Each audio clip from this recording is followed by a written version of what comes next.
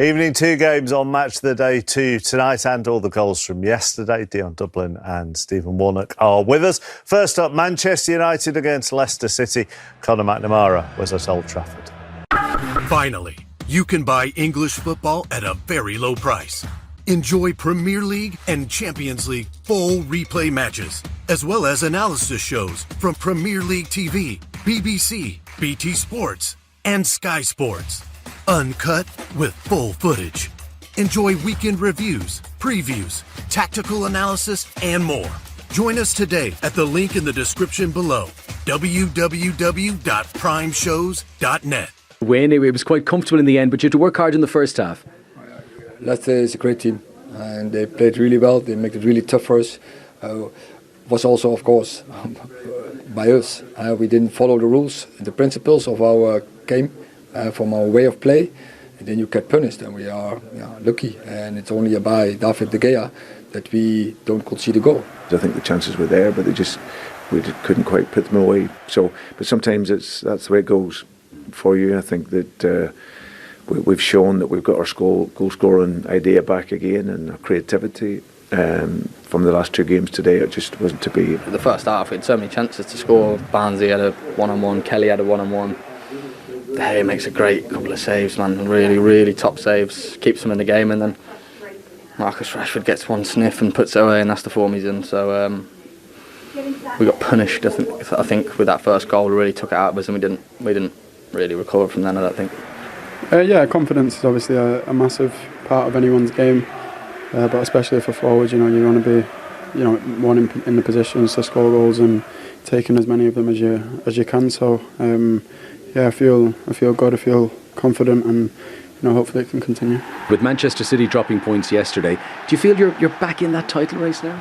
We don't think about that. We think about tomorrow we have to be a better version of ourselves, and that is what we have to work for. And we are in February, don't look far ahead.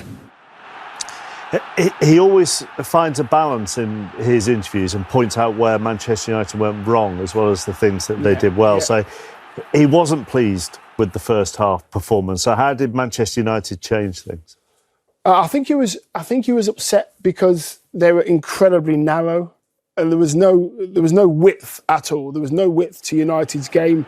Look at them, they're all within 1/4 of the pitch. If any of those Man United players in there lift their head up, there's no width at all. Leicester want you to play in that small area so they can get to you very, very quickly. If Sabitzer or Fred or Fernandes lift their head, there's nobody to find. You have to find that width just so the game's big, so Leicester have more areas to run into to try and take the ball off you.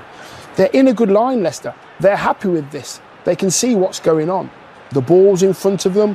There's nothing really testing them down either the left-hand side or the right-hand side. A bit of width there, but they're not using it, and then the ball gets nicked off them again. And that happened time and time again. Things changed in the second half.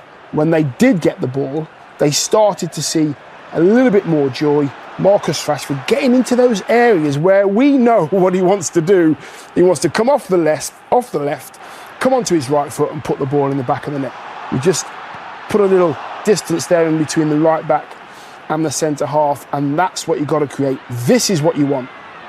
You want one winger or fullback on the right-hand side as wide as possible. Marcus one-on-one on the left-hand side, and put it into areas. Don't put it into his feet.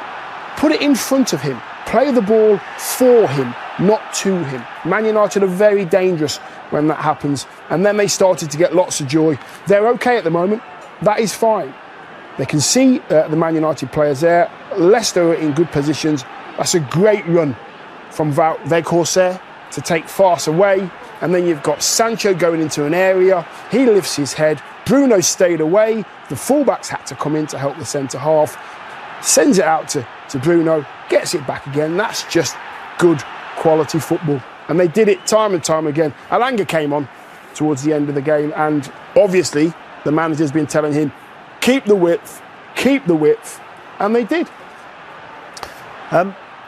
The improvements that Erik ten Hag has made are evident when you watch how Manchester United are playing.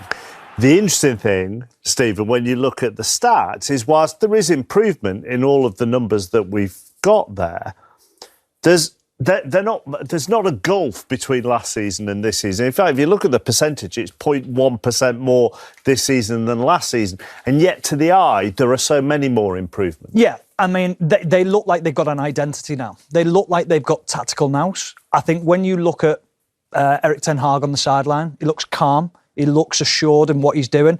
He looks like he's got the answers for what's happening on the pitch. So that is the improvement in the manager and what you're seeing. I think when you look at the players playing in different positions, they look comfortable in those positions as well. There's a plan. And I think that's the big thing for me. There's a clear plan going into every game. If plan A doesn't work, we've got plan B. And if we haven't got if plan B doesn't work, I'll find another plan along the way. So it's a huge improvement. I think you've got a role to play. Whatever the position is, whoever plays in that position has a role to play in that position. It doesn't change. Yeah, but your analysis there made that point, really. Marcus Rashford went through the middle in the first half, a role he succeeded in the new camp during the week. And yet, in the second half, he was moved back out wide because it wasn't working. So he has those options. Yeah, I think you need to create the space for Marcus in order for him to be dangerous. And when Elanga came on as well, he created the space as well for him to be one-on-one. I just think United need more space to play in. Use the width. United have always played with width. And now they went in at half-time, got a bit of an earful. Manager told them it's not good enough. This is what I want. And they took it over the white line and they did it to the letter. And for all that praise, they could have been 2-0 down very easily in the first half. I thought that was in. I mean, his first save was, a one-on-one where he stood big, and that one's just incredible. James Maddison, I thought it was interesting that James Maddison used the phrase, those saves combined with Rashford's goal broke, which is the kind of thing a save like that can do. Well, it does, because if you've got a bit of momentum and the keeper stopping all that momentum with two great saves, and then Marcus puts them ahead, then your bubbles kind of burst. Yeah. You often feel this isn't our day.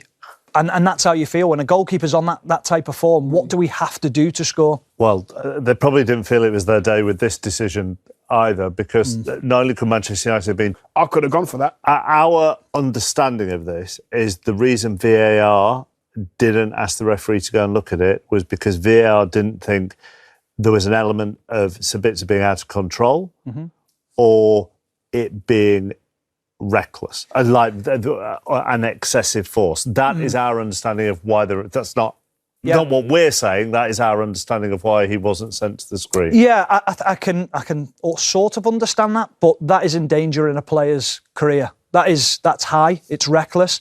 We were speaking about it, myself and Dion, and we're saying often what happens when players know they're in the wrong or they're not quite happy with the challenge, they go into it with the backs turned, and it's a cowardly tackle. It's trying to protect themselves. But I also think as well that if the referee hasn't spotted it on the field, give it to the VAR, and then the VAR say, go and have a look at it. You're the on-field referee. You know how the game's playing out.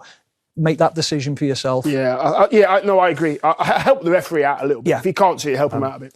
Very quickly, because it's the rule at this time of the season, are you in a race for the top four? Are you in a relegation battle? Are you in a title race? Are Manchester United in a title race? Yes. Yes? Yes. OK. Next, Tottenham against... Finally, you can buy English football at a very low price. Enjoy Premier League and Champions League full replay matches, as well as analysis shows from Premier League TV, BBC, BT Sports, and Sky Sports. Uncut with full footage. Enjoy weekend reviews, previews, tactical analysis, and more. Join us today at the link in the description below, www.primeshows.net.